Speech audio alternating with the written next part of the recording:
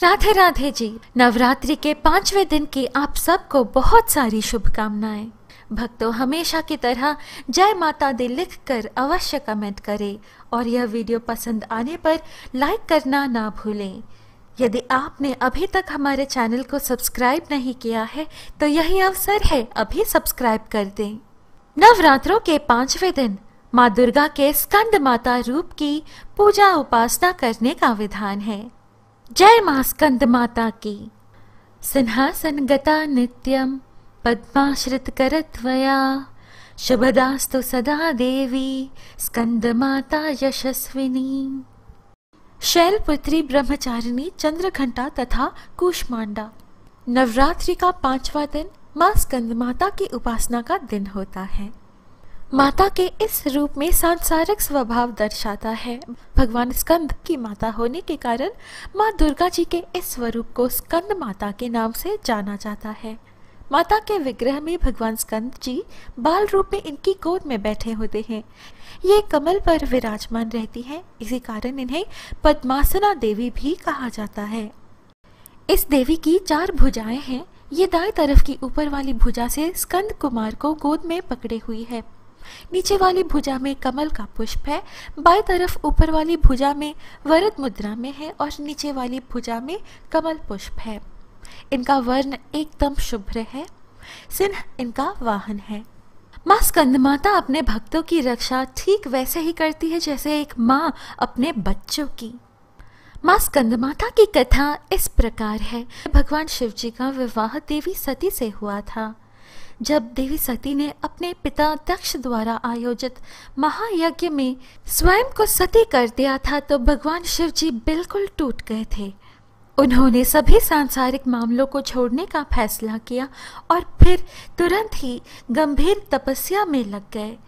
जल्द ही तारकासुर नामक एक दानव ने अन्य देवताओं पर हमला करके आतंक और परेशानी पैदा करना शुरू कर दिया।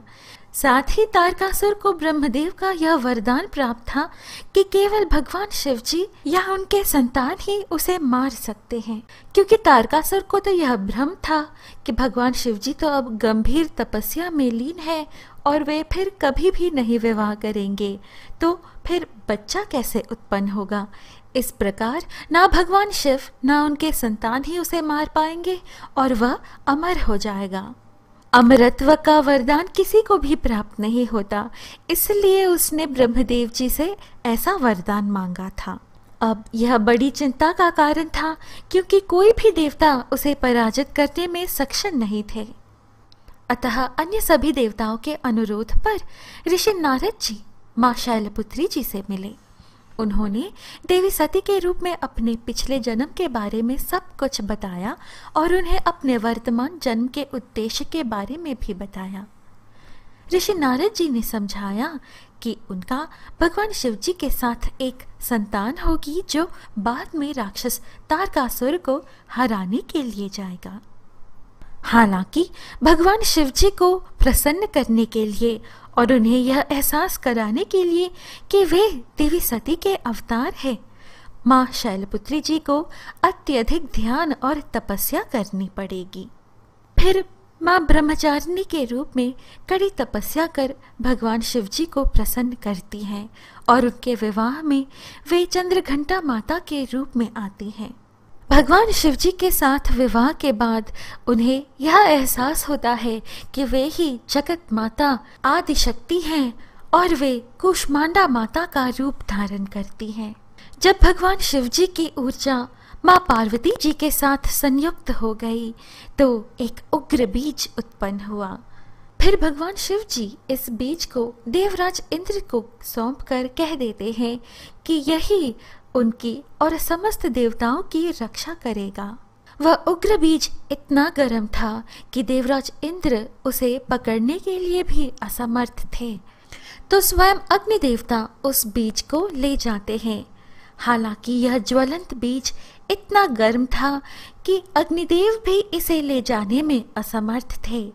अग्निदेव अपने जलते हाथों को शीतलता प्रदान करने के लिए गंगा नदी में हाथ डुबोते हैं, तो गंगा मैया ने उस ज्वलंत बीज को सुरक्षित रूप से ले लिया और उसे सरवाना वन में सौंप दिया। यहाँ उस बीज की 6 बहनों द्वारा देखभाल की गई थी, जिन्हें कृतिका के रूप में जाना जाता है। समय के साथ साथ उग्र बीज एक बच्चे में बदल गया। क्योंकि कृतिका उनकी देखभाल करती थी, इसलिए वह बच्चा भगवान शिवजी और माता पार्वती के पुत्र भगवान कार्तिकेय के रूप में जाने लगे। यही भगवान कार्तिकेय कार्तिक मास के स्वामी हैं, जिस मास की पूर्णिमा कृतिका नक्षत्र में होती है। जल्द ही वीर योद्धा भगवान कार्तिकेय जी ने तारकासुर के साथ भीषण युद्ध किया और अंत में उस राक्षस का वध कर संसार में शांति लाई। माँ पार्वती जी ने भगवान शिव जी के लिए तपस्या की और भगवान स्कंद को इस संसार में लाने में महत्वपूर्ण भूमिका निभाई। इसलिए नवरात्रि के दौरान स्कंद माता की पूजा की जाती है। वे एक शक्तिशाली और प्रतिभाशाली योद्धा की माँ है, जिन्होंने हमारे बीच शांति और सद्भाव बहाल किया है। यह देवी विद्वानों और सेवकों को पैदा करने वाली शक्ति है। कहते हैं कि इनकी कृपा से मूढ़ भी ज्ञानी हो जाता है। कहते हैं कालिदास द्वारा रचित रघुवंशम महाकाव्य और मेघदूत रचनाएं स्कंद माता की कृपा से ही संभव हुई। स्कंद मात्र स्वरूपिणी देवी के पूजन में इस दिन साधक का मन विशुद्ध चक्र में अवस्थित होता है। माँ स्कंद माता के पूजन से बृहस्पति ग्रह मजबूत होता है। संतान प्राप्ति के इच्छुक को भी माँ स्कंद माता की पूजा अवश्य करनी चाहिए। भगवान स्कंद साहस और ताकत प्रदान करते हैं, इसलिए डिफेंस फोर्सेस जैसे कि पुलिस, आर्मी, नेवी, एयरफोर्स के एम्प्लॉयज के लिए इनका पूजन अत्यंत लाभदायक है। माँ स्कंद माता की भक्ति पाने के लिए यह श्लोक सरल और स्पष्ट है, इसे कंठस्थ कर जाप करना चाहिए।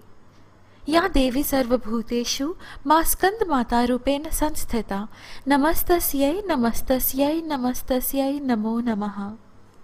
माता का विधिवत पूजा करके इस मंत्र का 108 बार जप करना चाहिए। ओम ऐं ह्रीं क्लीं चामुंडाय विच्चे, ओम स्कंद माता देव्याय नमः। माता को पीले केले का भोग लगाएं, जिससे वे अति प्रसन्न होती हैं। पीले फूल भी चढ़ाएं। माँ स्कंद माता पूजा अनंतर उनका ध्यान, स्तोत्र पाठ, कवच एवं आरती से वे और अधिक प्रसन्न होती हैं। माँ स्कंद माता ध्यान मंत्र इस प्रकार है।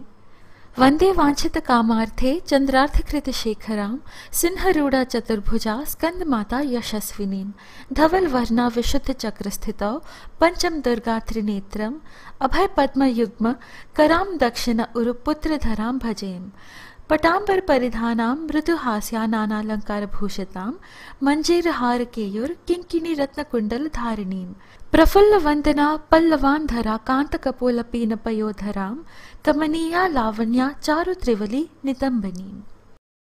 माँ स्कंद माता स्तोत्र। नमामि स्कंद माता स्कंद धारिणीं, समग्र तत्व सागर रमपार पार कहरां, शिवा प्रभा समुज्ज्वलां स्फुच्छ शाग शेखरां, ललाट रत्न भास्करां जगत प्रीति भास्करां, महेंद्र कश्यपार्चिता सनत कुमार रसस्तुतां, सुरासुरेंद्र वंदिता यथार्थ निर्मलाद्भुतां, अतर्क रोचिरु विजां विकार दोष वर्जितां, मुमुक्षुभिर्विचिंतता विशेष तत्वमुच्चितां, नानालंकार भूषितां मृगेंद्र वाहनाग्रजां, सुशुद्ध तत्वतोषणां त्रिवेंद्र मारभूषतां, सुधार्मिकौपकारिणी सुरेंद्र कौरिघातिनीं, शुभां पुष्पमालिनी सुकर्ण कल्पशाखिनीं, तमोन्धकारयामिनी शिव स्वभाव कामिनीं, सहस्त्र सूर्य राजिका धनज्ज योग कारिकां, सुशुद्ध कालकंदला सुभंग वृंद मज्जुलां, प्रजायिनी प्रजावती नमामि मातरं सतीं,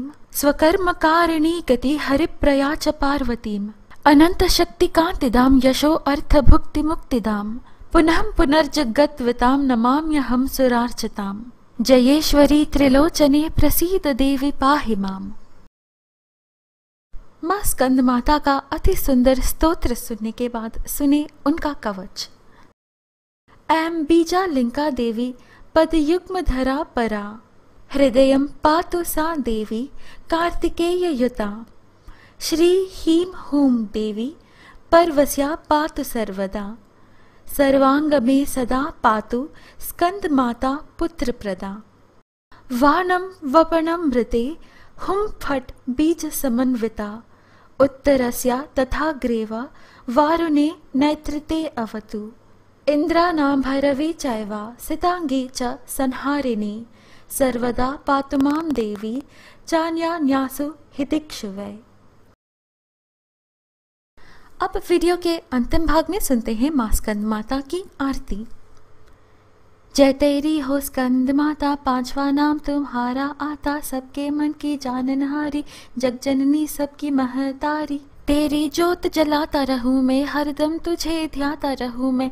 कई नामों से तुझे पुकारा, मुझे एक है तेरा सहारा। कहीं पहाड़ों पर है डेरा, कई शहरों में तेरा बसेरा। हर मंदिर में तेरे नजारे, गुण गाए तेरे भक्त प्यारे। भक्ति अपनी मुझे दिला दो, शक्ति मेरी बिगड़ी बना दो। इंद्र आदि देवता मिल सारे, करे पुकार तुम्हारे द्वारे। दुष्ट दैत्य जब चढ़कर आए, तू ही खंड हाथ उठाए। दासों को सदा बचाने आई, भक्त की आस पुजाने आई।